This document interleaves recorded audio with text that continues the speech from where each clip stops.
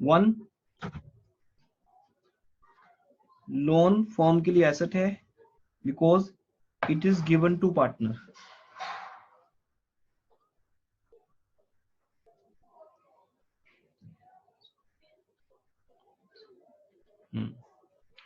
तो first of all I should clear all of you, this has no link with our Partnership Act 1932 conditions।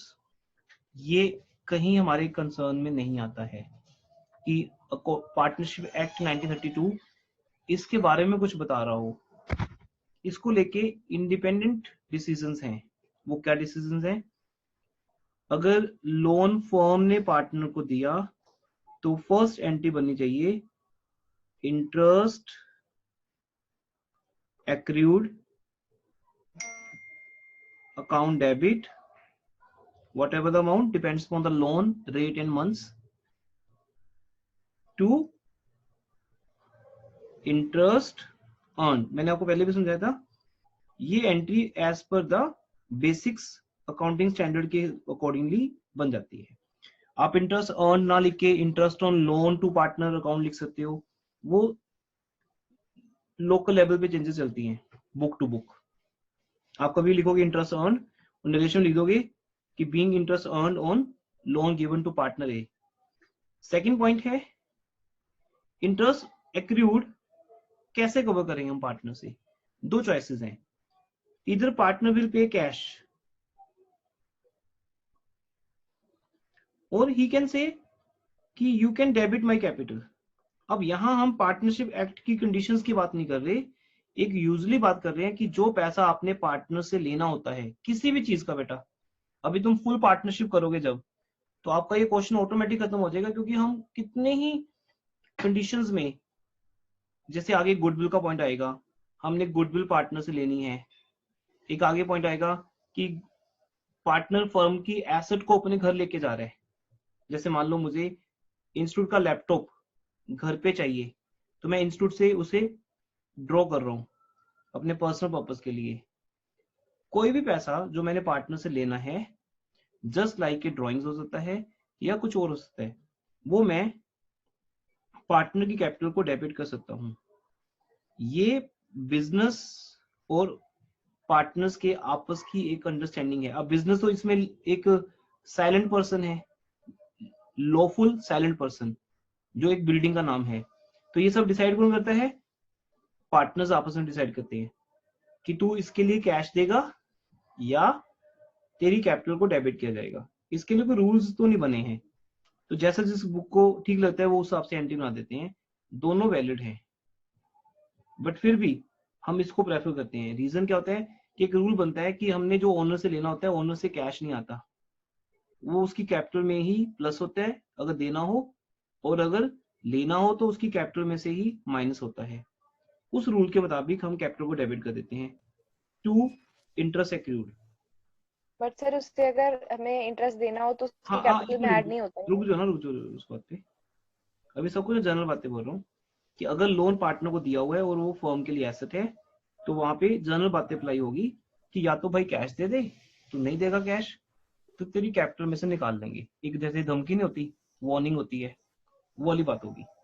क्योंकि यहाँ पे कोई act के अंदर प्रोविजंस लिखी ही नहीं हुई है, तो अकॉर्डिंग टू द डिसीजन ले सकते हैं हम।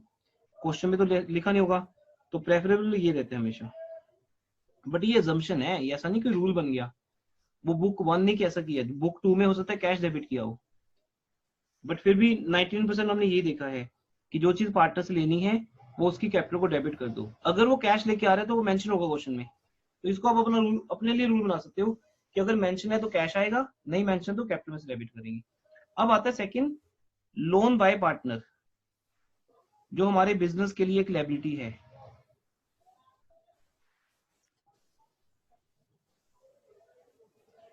लोन बाय पार्टनर जो हमारे बिजनेस के लिए एक लायबिलिटी है। अब अगर लोन बाय पार्टनर है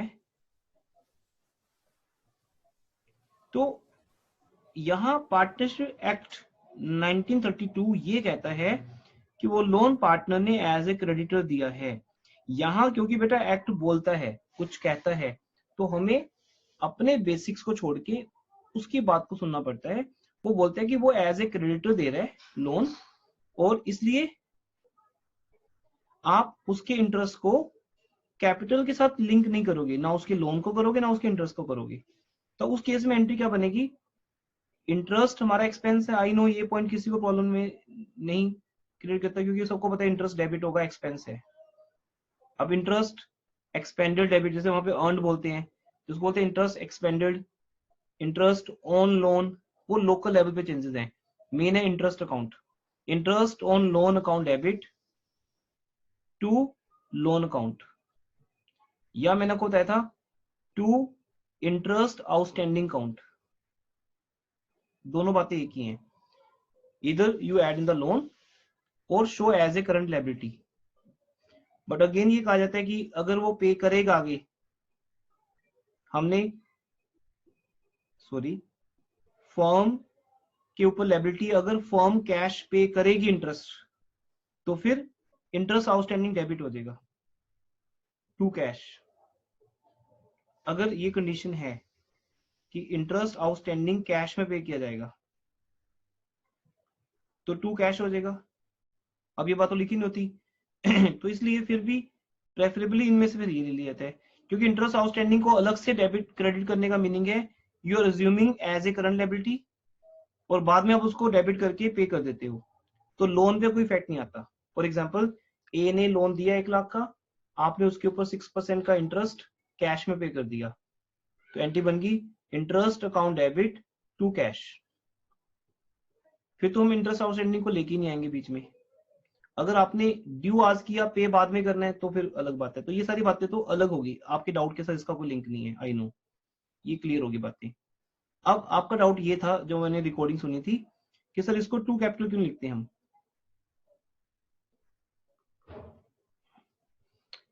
अब इन दो बातों को आप कंपेयर करोगे, अगर यहां पर फर्म ने लोन दिया हुआ है पार्टनर को, जिसके लिए एक्ट के अंदर कोई प्रोविजंस नहीं है, तो यूजली हम वो पैसा पार्टनर से लेंगे कैश में या उसकी कैपिटल को डेबिट करेंगे।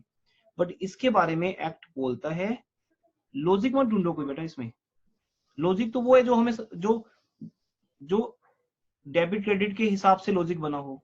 अकाउंट्स का लॉजिक तब है जब हमें डेबिट क्रेडिट के अकॉर्डिंगली सोचना हो, डबल एंट्री सिस्टम के अकॉर्डिंगली हमें उसको जानना हो।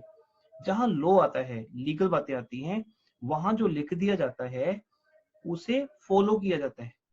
तो ये बात मेंशन है कि इसे एक एज ए क्रेडिटर मानते हुए अलग रखो आप बोलोगे सर उसका रीजन था, वो लॉ में, यस उसका रीजन था वो रीजन सुन लीजिए क्या है। जब फॉर्म डिसॉल्व होगी, आपका लास्ट चैप्टर आएगा डिसोल्यूशन, तब मैंने सब बताया भी था उस दिन, जब फॉर्म डिसॉल्व होगी तो सबसे पहले क्रेडिटर्स को पे किया जाता है, इसको बोलते हैं third party liability, third party. फिर पार्टनर्स के लोन को पे किया जाता है, और थर्ड नंबर पे पार्टनर्स की कैपिटल को पे किया जाता है। तब भी रूल्स लायबिलिटीज के ऊपर बने हैं, एसेट्स के ऊपर नहीं बने कि पहले कौन सी एसेट बेचोगे। किसी का बिजनेस बंद हो रहा है, क्या ये कोई रूल हो सकता है कि पहले वो अपनी फिक्स एसेट सेल करेगा या करंट एसेट सेल करेगा। जो उसने लोन पार्टनर को दी है वो पहले रिकवर करेगा, या उसने लोन किसी और को दी है सोसाइटी में उससे रिकवर करेगा। वो तो भाई एसेट है, एसेट तो रिकवर की जाएगी अभी या लेटर ऑन, ठीक है, सूनर और लेटर जैसे बोलते हैं, वो रिसीव किया जाएगा। एसेट के लिए रूल नहीं है, रूल्स है लायबिलिटीज के लिए, बिकॉज फर्म को लायबिलिटीज पे करनी होती है। तब अगर आपने फर्म को लोन कह के दिया है, वो नंबर 2 पे आ जाएगा। अगर आपने वो पैसा कैपिटल कह के दिया है तो नंबर 3 पे आएगा। अब अगर आप इसकी डेफिनेशन को ही खत्म कर दो तो क्या होगा, फिर लोन और कैपिटल को हम इंटरचेंजली यूज कर सकते हैं। तो वो सब लीगल मैटर के कारण अकाउंटिंग के अंदर देखो कहीं ना कहीं अकाउंट्स लॉ को फॉलो करती है जब, तो उसके अकॉर्डिंगली वो अपने आप को कन्वर्ट कर लेती है। तो यहां उन्होंने क्या किया, लॉ के मुताबिक लोन को अलग रखा। इसलिए जब कोई लोन का इंटरेस्ट की बात आती है तो वो इंटरेस्ट कैपिटल में क्रेडिट नहीं होता, इधर it will be added in loan और shown as a separate liability, interest outstanding. आपके पास ऑप्शन ही नहीं है कैपिटल में प्लस करने की। तो एग्जाम में पॉइंट ही आता है जिसका हमारे चैप्टर से सर कंसर्न है। हाँ जी। सर जब लोन लायबिलिटी होता है बिजनेस पे तो पे कौन करता है इंटरेस्ट? पे कौन करते हैं? बिजनेस ही पे करेगा, और कौन करेगा? बिजनेस तो फिर कैपिटल से बना है बाकी सबकी, नहीं तो नहीं नहीं कौन सी नहीं रेशियो में? नहीं नहीं, वो जैसे सैलरी पे कर रहा है वैसे ही पे करेगा। जैसे कल को लोन पे होगा तो लोन डेबिट हो जाएगा, लोन डेबिट टू कैश, वो तो बिजनेस ही पे करेगा ना। हाँ जी, मान लो चार चार पार्टनर्स हैं, तो हम्म। वो कैसे कैसे पे करेंगे? नहीं बेटा, ये क्वेश्चन गलत है आपका। बिजनेस पे करेगा, जिसको जिसका लोन है उसको पे कर देगा। पार्टनर्स की तो बात ही नहीं आ रही कहीं। पर पार्टनर्स क्यों पे? जाएगा तो उनकी कैपिटल से ही, हाँ। नहीं नहीं नहीं, बिजनेस की बात हो रही है। कैपिटल इटसेल्फ बिजनेस के ऊपर लायबिलिटी है। बिजनेस की तरफ से सोचोगे तो बात बनेगी। यहाँ पूरा थॉट प्रोसेस ही गलत है आपका। यहाँ पे बिजनेस पे करता है, जब बिजनेस सैलरी पे करता है तो वो एम्प्लॉइज को भी पे करता है और पार्टनर्स को भी पे करता है। अब आप बोल रहे हो पार्टनर्स पे करते हैं अपने आप को, तो ये तो कोई स्टेटमेंट बनती नहीं है। पार्टनर्स अपनी कैपिटल में से पे करते हैं, ये कोई स्टेटमेंट नहीं बनती। बिजनेस दो लोगों को पे करता है सैलरी, ऐसे बिजनेस लोन पे करता है। जब वो बैंक का लोन पे करता है तो भी bank loan debit to cash आते हैं, और जब पार्टनर का लोन रीपे होता है तो partners loan debit to cash होता है, विद इंटरेस्ट पे होता है। पार्टनर्स को अपनी कैपिटल में से थोड़ी कुछ करना है। तो यहाँ लोन और कैपिटल को अलग अलग रखा गया है। जो भी आपको समझ करना है अलग अलग करना है इसको आपस में। बिजनेस की रिस्पॉन्सिबिलिटी है लोन पे करना। लोन किसका है, इसको लेके एक्ट बिल्कुल क्लियर है कि लोन चाहे पार्टनर से लिया गया है या बैंक से लिया गया है, दोनों का सेम स्टेटस रखना है।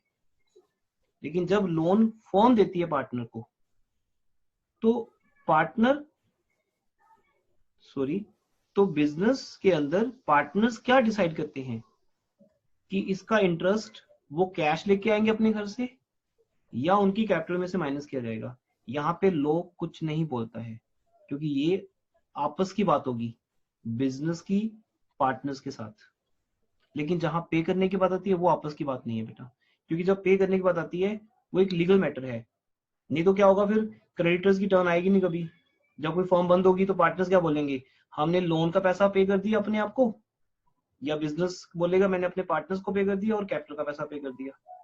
क्रेडिटर्स बेचारे रह जाएंगे। बिजनेस बंद करो और भाग जाओ, पे कर दो। कोई पूछे बोलो मैंने पे कर दिया, क्रेडिटर के लिए पैसा बचा नहीं हमारे पास। तो ये सब बातें जब लायबिलिटीज के लिए होती है तो ये सामने आती हैं। आपने किससे पैसा लेना है उसके लिए लोग कहता वो नहीं हमें पता, आपने किसको देना है वो बात करो। ठीक है। Okay sir.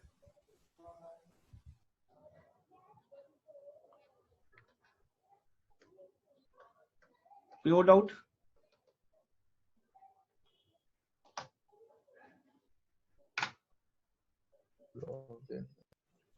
Anything else? Jasleen clear हो गया डाउट आपको?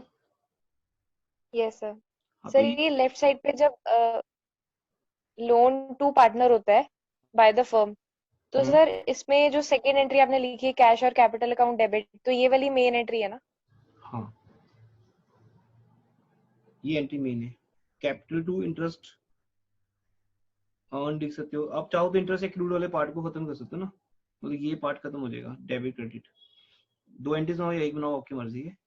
तो एंट्री बन जाएगी partners capital account debit to interest on loan to partner account, या इसका नाम रख दो इंटरेस्ट अर्न अकाउंट। वो बेसिकली इनकम है।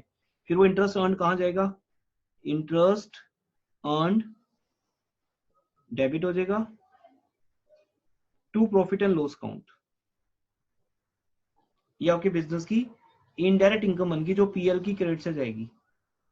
ऐसे ये इंटरेस्ट कहाँ जाएगा, ये डेबिट हो गया, profit and loss account debit, PL debit हो गया टू इंटरेस्ट। अब दोनों केस में देखो सिमिलरिटी क्या है, सिमिलरिटी क्या है कि इंटरेस्ट अर्नड इनकम है बिजनेस की और इंटरेस्ट एक्सपेंस है, तो दोनों पीएल में जा रहे हैं। पीएल एप्रोप्रिएशन में कहीं नहीं आ रहा कुछ भी। तो आपका जो डीप कंसर्न है ना वो ये होना चाहिए कि सर जो पीएल एप्रोप्रिएशन में आता है वो पार्टनर से रिलेटेड है, बस। ये अगर आप समझोगे तो ये फालतू की जो दिमाग में चीजें आएंगी कभी भी, वो उससे आप अपनी एनर्जी को सेव कर पाओगे। क्योंकि जो पीएल अप्रोवेशन है ना बेसिकली वो पार्टनर्स के लिए बना है। तो अभी थोड़ा सा घुमा के देखो अपने कॉन्सेप्ट को, अभी तक पार्टनर्स की कैपिटल में वही गया है जो पीएल अप्रोवेशन में आया है। Interest on capital, salary, commission, divisible profit, interest on drawing, ये सब इनकम और एक्सपेंसेस हैं बिजनेस की जो डायरेक्टली पार्टनर से रिलेटेड हैं। इसलिए हम कभी भी इंटरेस्ट ऑन लोन जो है उसे एक्सपेंस मानते हुए लोन में ऐड कर देते हैं या बैलेंस शीट में रख देते हैं लायबिलिटी साइड, बट पार्टनर्स में प्लस नहीं करते। बट अगर फर्म ने पार्टनर को लोन दिया हुआ है वो बिजनेस के लिए एक तरफ इनकम है, दूसरी तरफ वो पैसा पार्टनर से आना है। अब वो कैसे आना है ये वहां डीड में लिखा जाता है कि अगर कोई पार्टनर लोन देगा तो अगर फर्म पार्टनर को लोन देगी तो उसका इंटरेस्ट पार्टनर कैश पे करेगा। अब अगर डीड में कुछ नहीं लिखा, मतलब क्वेश्चन मेंशन नहीं कर रहा है ये पॉइंट, तो फिर आप क्या चॉइस लोगे? क्या अपनी मर्जी से आप कैश इनवाइट कर लोगे? आपको क्या पता है कि कैश आ ही रहा है पक्का? तो फिर हमारे लिए इजी क्या होता है कैपिटल को डेबिट करना, ये फ्री का काम है। जैसे मैंने बोला बेटा फीस पे करो, आपने फीस पे नहीं की तो मैंने आपका अकाउंट डेबिट कर दिया, क्या आपसे पूछ के किया डेबिट आपको? क्या उसके लिए कोई जरूरत है आपके पेरेंट्स की? जरूरत ही नहीं है। आपने फीस दी नहीं, मैंने आपका अकाउंट डेबिट कर दिया तो आप मेरे बन गए डेटर, सिंपल। लेकिन आपके घर से कैश लाने के लिए परमिशन की जरूरत है। पेरेंट्स यस बोलेंगे तो पैसा आपके घर से मेरे पास आएगा, नहीं तो आएगा ही नहीं। हाँ, मैं अपने घर पे बैठ के क्या कर सकता हूँ, आपके अकाउंट को डेबिट कर सकता हूँ, आपको उससे कोई फर्क नहीं पड़ता। तो ये इजी होता है किसी की कैपिटल को डेबिट कर लेना। पर उससे कैश आ रहा है पक्का, ये जब तक हमें इंफॉर्मेशन नहीं मिलती तब तक हम कैश को डेबिट नहीं कर सकते। क्योंकि इनके लिए मेरा एक ही मीनिंग है आपको बार बार कि इनके लिए रूल्स लिखे नहीं हुए कुछ भी, ये हमारे पे छोड़ दिया गया। रूल्स किसके लिए लिखे गए हैं? लायबिलिटीज के लिए। वो रूल आपको सारा समझा दिया। ये 3 रूल्स हैं, 1 पे इसको पे करना है, 2 पे इसको, 3 पे इसको। इसलिए लोन को कैपिटल से अलग रखा जाता है हमेशा। ठीक है, आई थिंक अब इसके बाद डिस्कशन की नीड नहीं पड़ेगी।